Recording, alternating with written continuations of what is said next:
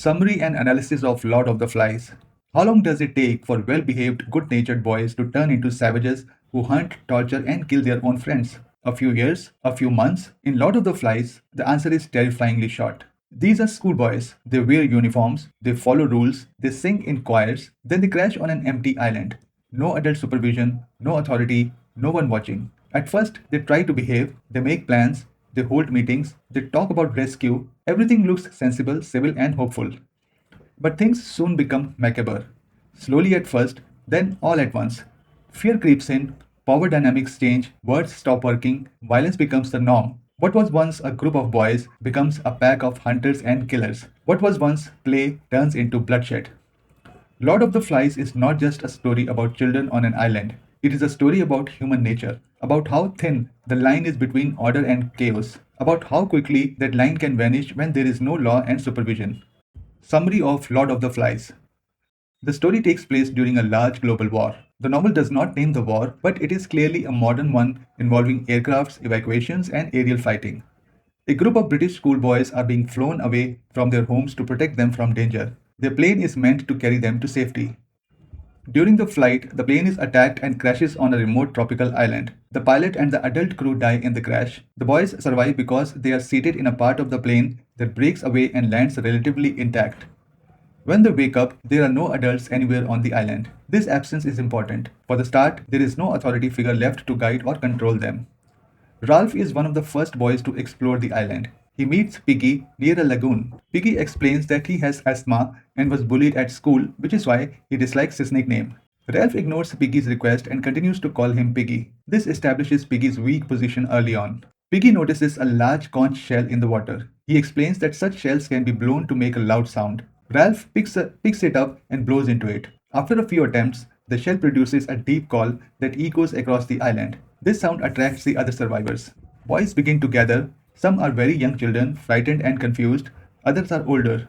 A group of boys arrives together wearing black cloaks. They were part of a school choir before the crash. They march in formation led by Jack Meridew, who is used to command and discipline. Jack immediately assumes he should be in charge.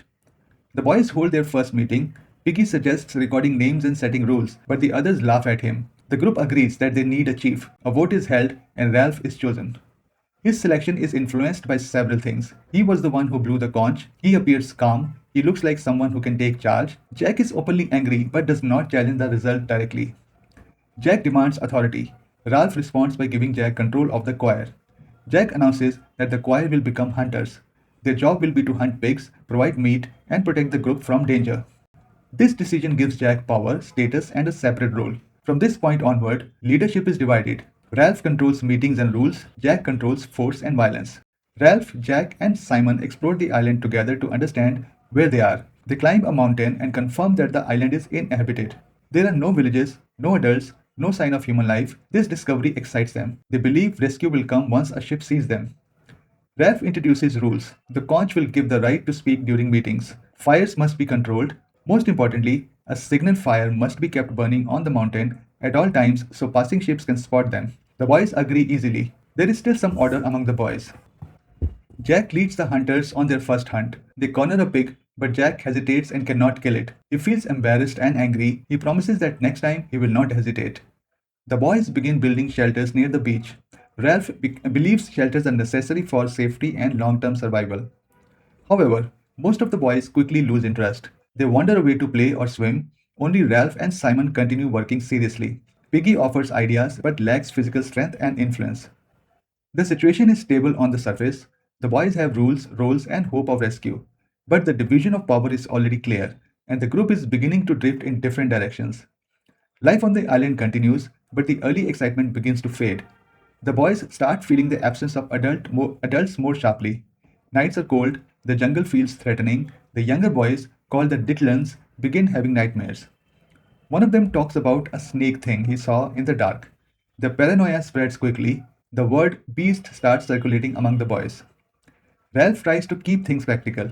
He pushes for shelters and reminds everyone about the signal fire. His main concern is rescue. He believes that if the fire stays lit, they will be seen and saved. Piggy supports him, reminding the boys that fear will only make things worse. Jack reacts differently. He dismisses the fear at first, then redirects it. He says that if there is a beast, the hunters will kill it. This turns fear into a reason for hunting. The idea of danger gives Jack's role more importance. The boys try to build shelters again. Ralph works hard and grows frustrated when others refuse to help. Most of the boys prefer hunting or playing. Responsibility slowly becomes uneven. Ralph feels isolated as chief. Jack becomes more obsessed with hunting pigs. The desire to kill grows stronger than the need to help with shelters or fire. He starts painting his face with clay and charcoal. The paint hides his identity and makes him feel less ashamed. This allows him to act more violently and freely. One day, Ralph notices smoke from the mountain has stopped.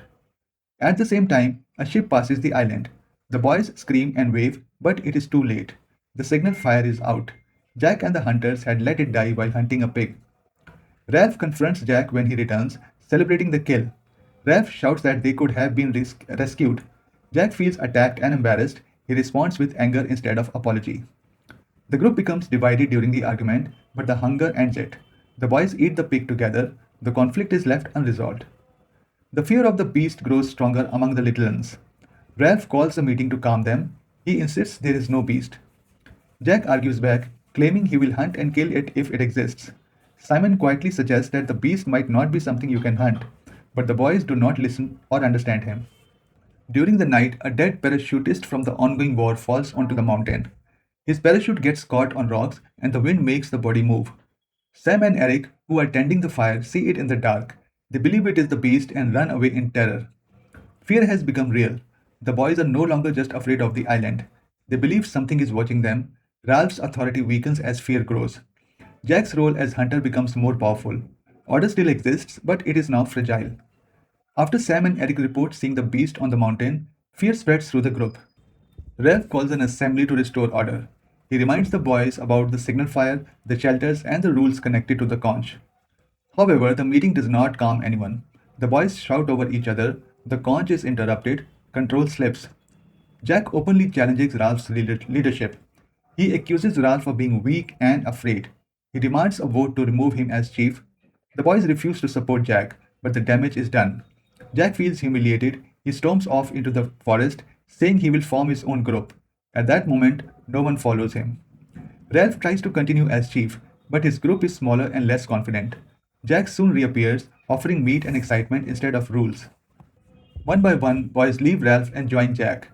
Jack establishes his tribe at a rocky area called Castle Rock. It is easy to defend and feels powerful. Jack rules through orders, threats, and punishment. Ralph is left with Piggy, Simon, and the twins, Sam and Eric. They struggle to maintain the signal fire. Without enough people, everything becomes harder. Meanwhile, Jack's tribe hunts pigs regularly and performs violent dances. Hunting becomes central to their identity. Simon continues wandering alone in the forest. During one hunt, Jack's tribe kills a pig and leaves its head on a stake as an offering to the beast. The flies swarm around it. Simon encounters the head and hallucinates that it speaks to him, calling itself the Lord of the Flies. The voice tells him that the beast is not something outside, but something within the boys themselves. Later, Simon climbs the mountain alone. There, he discovers the truth.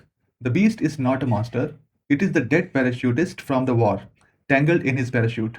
Simon understands that the boys are afraid of something that cannot hurt them. That night, Jack's tribe holds a feast. Ralph and Piggy attend because they are hungry and because they hope to reconnect the group. A storm begins. The boys chant and dance wildly. The excitement turns violent. When Simon stumbles out of the forest, trying to explain what he has seen, the boys mistake him for the beast. Caught in fear and frenzy, they attack him. Simon is beaten to death. His body is carried out to sea by the waves. After Simon's death, Ralph and Piggy are deeply shaken. They try to avoid speaking about what happened.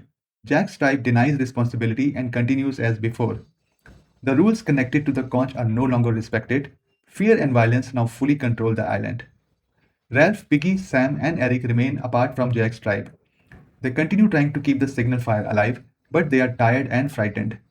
Jack's tribe has fully separated itself. They no longer attend assemblies or follow the conch.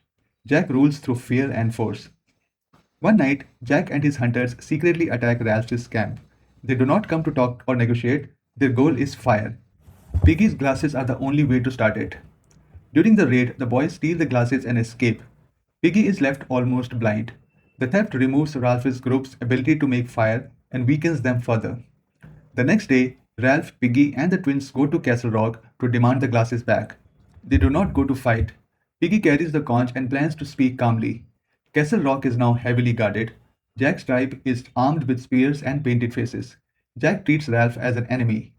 Piggy speaks, holding the conch, and asks whether it is better to have rules and order or to hunt and kill. While Piggy is speaking, Roger, standing above, releases a large rock. The rock hits Piggy and knocks him off the cliff. Piggy dies instantly. The conch shatters when it falls. With this, the last symbol of order is destroyed. Jack orders his tribe to attack Ralph. Sam and Eric are captured and forced to join Jack's group. Ralph escapes into the forest. He is now completely alone. Jack declares that Ralph must be hunted. The tribe sharpens a stick at both ends, the same way they prepared the pig's head earlier. They search the island, using the twins to track Ralph. Roger suggests using extreme violence to force Ralph out of hiding. To flush Ralph out, the tribe sets the forest on fire. The fire spreads rapidly across the island. Smoke fills the air. The jungle burns. Ralph runs desperately towards the beach, barely escaping the flames. Ralph collapses on the shore and suddenly finds himself at the feet of a naval officer. The fire has been seen by a passing ship. The officer is shocked to see armed, painted boys instead of an organized group. Jack and the others arrive silently behind Ralph. The officer questions them and prepares to take them off the island. Ralph begins to cry, mourning Piggy, Simon, and what has happened. The boys are rescued, and the burning island is left behind. This concludes the summary of Lord of the Flies. The central theme and narrative arc of Lord of the Flies. At its heart, Lord of the Flies is about how fragile civilization really is and how easily it can collapse when rules, authority, and social limits disappear. William Golding, the author, is not writing about abnormal children or exceptional cruelty. He is writing about ordinary human beings. His central idea is simple and unsettling. The darkness that leads violence does not come from outside, it already exists within people. The narrative arc of the novel follows a steady descent. It begins with order, optimism, and cooperation. It ends with fear, murder, and chaos. This change does not happen suddenly. It unfolds in stages, each one building naturally on the last. Early compromises lead to later disasters. Small failures of responsibility slowly grow into complete moral collapse. To understand why Golding wrote the book this way, his background matters. William Golding was not an academic removed from real life. He fought in the Second World War and took part in major military operations, including D Day. He saw violence, destruction, and cruelty carried out by people from educated, religious, and culturally advanced societies. That experience destroyed the idea that progress automatically makes humans better. Before the Second World War, many people believed humanity was slowly improving. Education, science, and culture were supposed to lead to peace. The war exposed how naive that belief was. Genocide, mass bombings, and nuclear weapons showed that civilized societies were fully capable of extreme brutality. Golding came away believing that evil was not caused by poor education or bad systems alone. It was rooted in human nature itself. Alongside his war experience, Golding's career as a school teacher also shaped the novel. He spent years teaching young boys in grammar schools. This gave him close daily exposure to children's behavior, group dynamics, cruelty, loyalty, and fear. He did not see children as purely innocent beings. He saw how quickly teasing could turn into bullying, how groups could exclude the weak, and how authority could be challenged or abused. Lord of the Flies reflects this observation. The boys feel real because Golding had watched boys closely. The story deliberately challenges older adventure novels, especially The Coral Island, where British boys are stranded on an island and naturally create a just and orderly society. Golding wrote Lord of the Flies as a response to that tradition. He rejected the idea that morality comes from nationality, education, or social class. His novel uses the same setup but reaches the opposite conclusion. The narrative arc reflects this rejection. At first, the boys recreate familiar structures. They hold meetings, they elect a leader, they use the conch to organize speeches. These systems work only while the boys choose to respect them. As fear enters the island, respect for the system takes a backseat. Fear weakens reason, violence becomes attractive because it feels powerful and simple. Ralph and Jack represent two different forms of authority. Ralph depends on agreement, discussion, and shared goals like rescue. Jack depends on force, fear, and control. As conditions grow harsher, Jack's style becomes more effective. The arc shows that democracy does not collapse because it is inherently fragile, but because it requires effort, patience, and restraint. Symbols in the novel reinforce this movement. The conch loses power when rules stop mattering. Piggy's glasses are stolen when reason is no longer valued. The signal fire fails when rescue stops being the priority. None of these symbols break on their own. They are destroyed because people abandon what they represent. The ending completes the arc. The boys are rescued not through planning or cooperation, but through a fire started as a weapon. Violence, not order, attracts attention. This irony reflects Golding's view of the modern world, where civilization survives alongside destruction. Golding does not claim humans are incapable of goodness. Ralph never joins Jack. The boys cry when they are rescued. Shame still exists. But the novel refuses comfort. It insists that civilization is thin, fragile, and temporary. Without constant effort, it fails. That is the warning Golding leaves behind. Main characters in Lord of the Flies. Ralph. Ralph is elected chief at the beginning of the novel because he appears confident and responsible. He believes in rules, meetings, and cooperation. His primary goal is rescue, symbolized by the signal fire. He represents leadership based on consent and shared responsibility. As conditions worsen, Ralph's authority weakens. He struggles to make others follow rules and feels isolated. By the end, he is hunted by the other boys but does not fully abandon his belief in order. His breakdown at the rescue reflects loss, fear, and awareness of what has been destroyed. Jack Merridew. Jack is the leader of the choir and is used to command. He is aggressive, proud, and power driven. When he loses the election to Ralph, he accepts control over hunting, which becomes his source of authority. Jack gradually rejects rules and democracy. He uses fear, violence, and reward to control others. He forms his own tribe and rules as a tyrant. By the end, he represents unchecked power and the collapse of moral restraint. Piggy. Piggy is intelligent, logical, and physically weak. He values rules, reason, and structured discussion. He understands the importance of order and repeatedly supports Ralph's leadership. Despite his intelligence, Piggy lacks social power and is mocked by others. His glasses are essential for making fire. His death, along with the destruction of the conch, marks the end of rational authority on the island. Simon. Simon is quiet, kind, and solitary. He helps others without seeking recognition and avoids conflict. He is not interested in leadership or power. Simon understands that the beast is not a physical creature, but something within the boys themselves. He dies while trying to reveal the truth. His death results from fear and group violence rather than intention. Roger. Roger begins as a quiet and withdrawn boy. Early in the novel, he shows restrained cruelty, limited by leftover social rules. As order collapses, Roger becomes openly violent and sadistic. He enjoys causing pain and plays a key role in the most brutal acts. He represents cruelty when all limits are removed. Sam and Eric. Sam and Eric are twins who function as a single unit. They are loyal to Ralph and help maintain the signal fire. They represent ordinary boys who want to do the right thing. They are easily frightened and lack strong independence. When captured by Jack's tribe, they are forced to obedience. Their surrender shows how fear replaces moral choice. The Little The Little are the youngest boys on the island. They are frightened, dependent, and confused. They experience nightmares and introduce the idea of the beast. They follow whoever provides food and protection. Their fear fuels chaos and violence. They represent vulnerability and how fear spreads within a group. Important questions about Lord of the Flies. What is the meaning of the title Lord of the Flies? The title Lord of the Flies refers to the pig's head placed on a stick by Jack's hunters. The phrase is a translation of Beelzebub, a biblical name for the devil. In the novel, the pig's head becomes a symbol of evil and corruption. When Simon hallucinates the head speaking to him, it tells him that the beast is not something external. It exists within the boys themselves. The title therefore points to the idea that evil comes from human nature, not from a supernatural monster. What is the significance of Jack being the choir boy? Why couldn't he be a player or an athlete? Jack is the head of the school choir, which already has a hierarchy, discipline, and obedience. The choir boys are used to marching together, wearing uniforms, and following Jack's commands. This gives Jack instant authority and loyal followers on the island. If Jack were only a player or athlete, his authority would be informal. The choir represents an institution. Golding shows how structured group can quickly turn authoritarian when removed from moral limits. Jack's power comes from organization, not physical skill alone. Piggy's image is quite typical Western. An intelligent student must be fat, unhealthy, and weak. Discuss. Piggy fits a common stereotype found in Western literature. He is intelligent, logical, and thoughtful, but also overweight, asthmatic, and physically weak. He cannot defend himself and is mocked for his appearance. Golding uses this image to show how society often ignores wisdom when it lacks social and physical power. Piggy's ideas are essential for survival, but he is never respected. His treatment exposes prejudice against weakness and difference.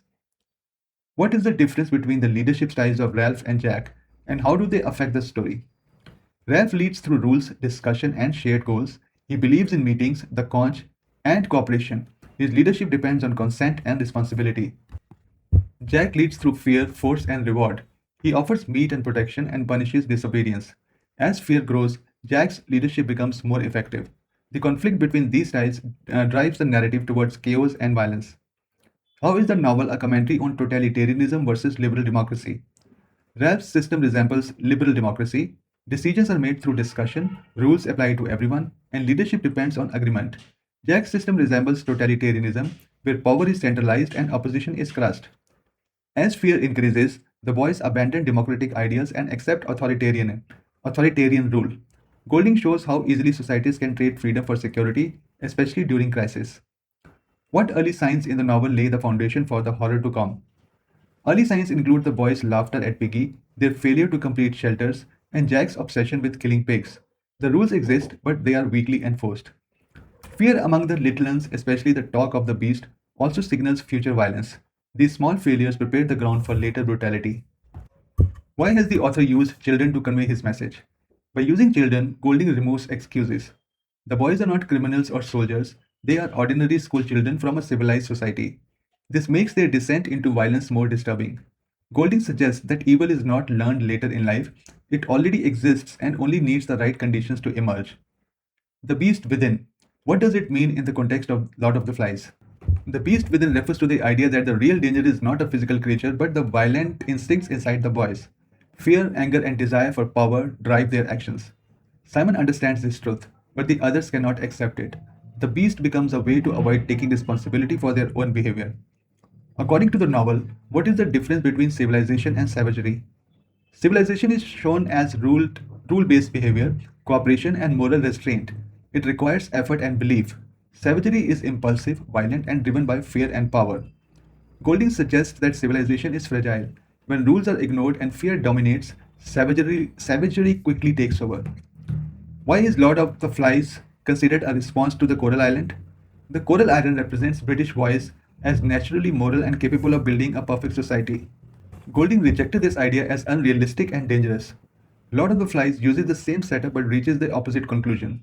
Golding argues that civilization is not automatic. Without structure and restraint, even civilized boys can become violent. How does Lord of the Flies compare to other novels based on the theme of people getting lost in a remote island? The first novel that comes to my mind is Robinson Crusoe. You can call it the foundation of the Lost on an Island fiction. Crusoe survives alone through discipline, planning, hard work, and faith. He builds shelters, grows food, and slowly recreates European order. The island becomes a place where civilization is rebuilt successfully. Isolation strengthens him. The message is clear. Reason and self control are enough to tame chaos. Then there is Treasure Island that takes a different route. It is not about survival but adventure. The island is dangerous and exciting, filled with pirates, mutiny, and betrayal. Violence exists in Treasure Island, but it comes from identifiable villains. Civilization itself is never questioned. The island is a backdrop for courage and excitement, not a test for human nature. A similar optimism appears in the Coral Island, which fundamentally inspired Lord of the Flies. British boys are stranded, yet they cooperate, remain moral, and defeat external threats. Their upbringing protects them. The island confirms their goodness rather than challenging it. Golding deliberately breaks from this tradition. He uses the same setup, British boys on a remote island, but removes the comforting assumptions. There are no pirates, no outside enemies. The danger does not come from nature, it comes from the boys themselves. Unlike Crusoe, the boys in Lord of the Flies are not tested as individuals but as a group. Golding is not interested in survival skills. He is interested in how groups behave when rules erode, fear spreads, and power becomes tempting. Instead of rebuilding order, the boys destroy it. Earlier island novels suggest that civilization naturally survives when good people are left alone. Golding argues the opposite. Civilization is fragile, remove authority, rules, and accountability, and it collapses. That is what makes Lord of the Flies darker and more unsettling than the island stories that came before it. Why would you want to read Lord of the Flies? You might want to read Lord of the Flies because it strips human behavior down to its basics and asks what remains when rules disappear. The story follows ordinary schoolboys, not criminals or villains, who slowly descend into fear and violence. The novel does not rely on shock alone, It shows step by step how small failures, ignored rules, and unchecked power lead to chaos. That honesty makes the book disturbing but also memorable. Another reason to read it is that it explains complex ideas through a simple story. You do not need background knowledge in politics or psychology to follow it. Ideas like authority, fear, democracy, and control are built into the plot itself. That is one reason the novel is taught so widely.